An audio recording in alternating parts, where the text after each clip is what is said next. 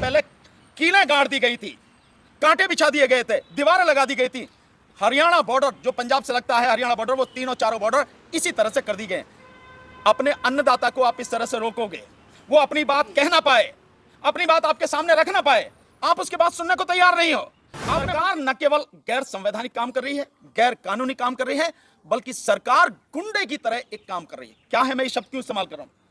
हरियाणा के गांव गांव में खट्टर सरकार के गृह मंत्रालय ने एक नोटिस जारी किया है, नोटिफिकेशन दिया है, और यह कहा गया, पुलिस के माध्यम से अनाउंस हो रहा है कि अगर किसी ने भी किसान आंदोलन में भाग लिया तो उनकी जो गाड़ियां हैं, ट्रैक्टर हैं, वो जब्त कर लिए जाएंगे, उनके जो पासपोर्ट हैं वो रद्द कर दिए जाएंगे, और घरों में जा जा के धमका रहे हैं पुलिस वाले कि अगर आपने लिया तो आपका बच्चा कहीं पढ़ रहा है, उसकी पढ़ाई खत्म कर दी जाएगी, उसकी नौकरी खत्म कर दी जाएगी। ये सारी की सारी चीजें सरकार, आप ये कुछ संवैधानिक काम नहीं है। मोदी सरकार अपने यार पूंजीपतियों का 25 लाख करोड़ रुपया पिछले 10 साल में माफ कर सकती है, तो किसानों के ऊपर, जहां तक मेरी अब तक जानकारी है, वो करीब 13 या 14 लाख करोड़ है, उन्हें माफ नहीं कर सकती।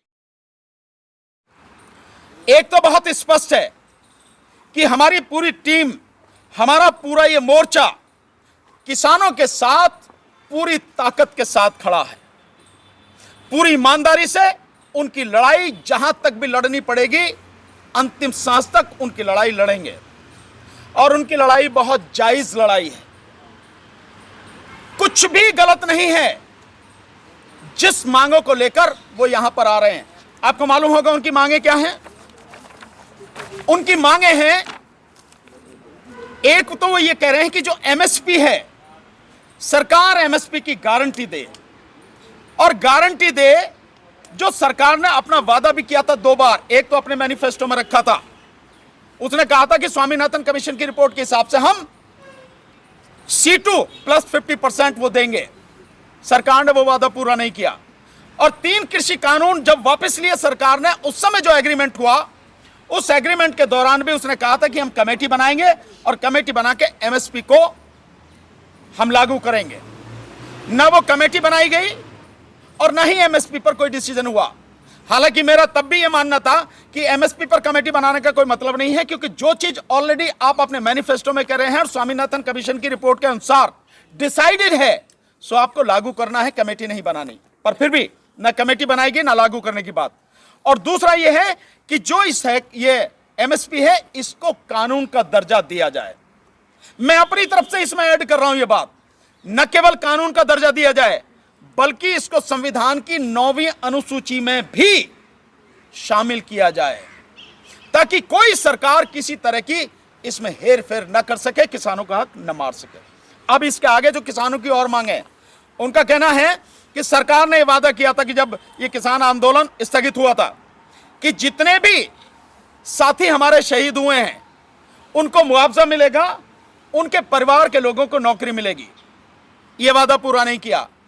तीसरी बात उन्होंने कही कि जो लखीमपुर खीरी में किसानों को रौंद दिया गया था जीप के माध्यम से गृह राज्य मंत्री के लड़के द्वारा, उनको मुआवजा मिलेगा, नौकरी मिलेगी। यह वादा पूरा नहीं किया। और दूसरा, इस्तीफा होना चाहिए था गृह राज्य मंत्री का, वो भी नहीं हुआ। तीसरी उनकी जो डिमांड है वो ये है कि जितना कर्जा है किसानों का, वो कर्जा माफ किया जाए और उनको पेंशन दी जाए, किसानों को पेंशन दी जाए। कर्जे के विषय में मैं बहुत साफ कहना चाहता हूं, अगर मोदी सरकार अपने यार पूंजीपतियों का 25 लाख करोड़ रुपया पिछले 10 साल में माफ कर सकती है, तो किसानों के ऊपर, जहां तक मेरी अब तक जानकारी है, वो करीब 13 या 14 लाख करोड़ है, उन्हें माफ नहीं कर सकती है। चंद पूंजीपतियों का, जिन्हें आप उंगलियों पर गिन सकते हो, टिप्स पर गिन सकते हो, उनका आप 25 लाख करोड़ माफ कर रहे हैं।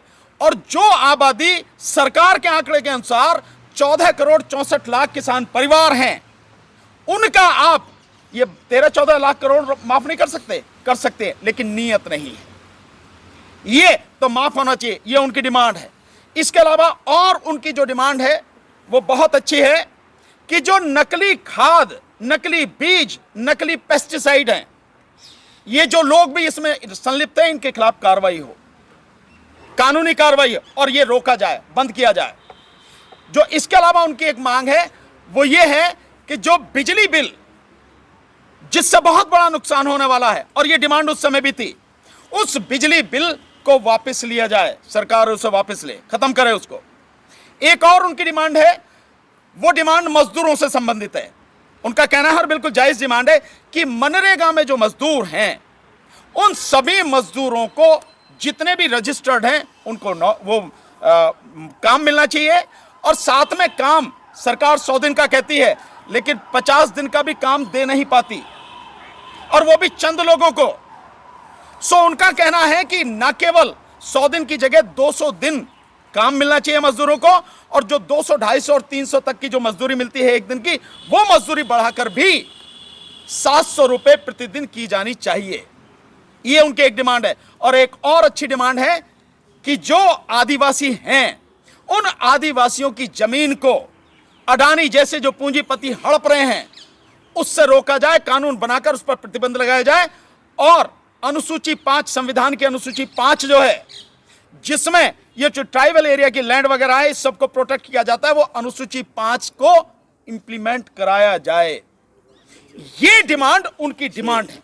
शेड्यूल 6 वो 5 बता, ये है कि ये सारी की सारी उनकी डिमांड है।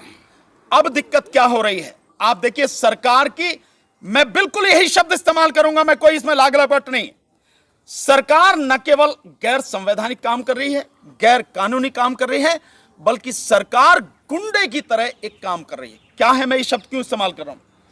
हरियाणा के गांव-गांव में खट्टर सरकार के गृह मंत्रालय ने एक नोटिस जारी किया है, नोटिफिकेशन दिया है, और यह कहा गया, पुलिस के माध्यम से अनाउंस हो रहा है कि अगर किसी ने भी किसान आंदोलन में भाग लिया, सो उनकी जो गाड़ियां हैं, ट्रैक्टर हैं, वो जब्त कर लिए जाएंगे, उनके जो पासपोर्ट हैं वो रद्द कर दिए जाएंगे, और घरों में जा जा के धमका रहे हैं पुलिस वाले कि अगर आपने लिया तो आपका बच्चा कहीं पढ़ रहा है, उसकी पढ़ाई खत्म कर दी जाएगी, उसकी नौकरी खत्म कर दी जाएगी। ये सारी की सारी चीजें सरकार, आप ये कोई संवैधानिक काम नहीं है। संविधान ने जो अधिकार दिया है कि हम अभिव्यक्ति की आजादी, जो आर्टिकल 19 के तहत हमें मिली हुई है, आप उसको छीन रहे हैं हमसे। और सरकार घोषणा करके कह रही है, पुलिस को भेज के ये सारे के सारे धमकी दी जा रही है। मैं समझता हूं भारत के इतिहास में ऐसा पहले नहीं हुआ कभी, जो आज खट्टर सरकार कर रही है। इसके अलावा जो और चीज काम कर रही है सरकार, वो सरकार काम कर रही है कि जैसे पहले कीलें गाड़ दी गई थी, कांटे बिछा दिए गए थे, दीवारें लगा दी गई थी, हरियाणा बॉर्डर जो पंजाब से लगता है, हरियाणा बॉर्डर, वो तीनों चारों बॉर्डर इसी तरह से कर दी गए। अपने अन्नदाता को आप इस तरह से रोकोगे, वो अपनी बात कह ना पाए, अपनी बात आपके सामने रख ना पाए, आप उसकी बात सुनने को तैयार नहीं हो। आपने मंत्री भेजे हैं, सो ये मंत्री किस बात के लिए हैं? क्या ये किसानों को गुमराह करने के लिए है? जैसे पहले, अभी कुछ दिन पहले ही आपने जो ट्रक ड्राइवर हैं या जो ड्राइवर्स हैं, उनके खिलाफ जो कड़ा कानून लाए कि 10 लाख रुपए जुर्माना होगा, और वो 7 लाख रुपए जुर्माना और 10 साल की सजा, उनको जैसे गुमराह किया कि हम अभी लागू नहीं कर रहे कानून, क्या उसी तरह की कोशिश है? सो किसानों से मेरा यह कहना है कि आपकी ये जितनी मांगे हैं ये ना पूरी हो जाए। और एक मांग और इसमें जो है कि जो मुकदमे थे, वो मुकदमे सारे के सारे वापस लिए जाएं। ये तमाम मांगे किसानों की जब तक पूरी न हो जाएं, सरकार बाकायदा इनको तुरंत लागू न करे, तब तक आंदोलन अपना रोकने की जरूरत नहीं है। सरकार की बौखलाहट, सरकार का डर सबके सामने है, लेकिन साथ ही साथ सरकार की गुंडागर्दी भी सामने है। हम इस कानून, जो जिस तरह की कार्रवाई ये सरकार कर रही है, इसकी कड़े शब्दों में भर्त्सना करते हैं, और पूरी ताकत के साथ किसानों के साथ हम लोग खड़े हैं, उनका साथ देंगे, अंतिम सांस तक साथ देंगे साथियों।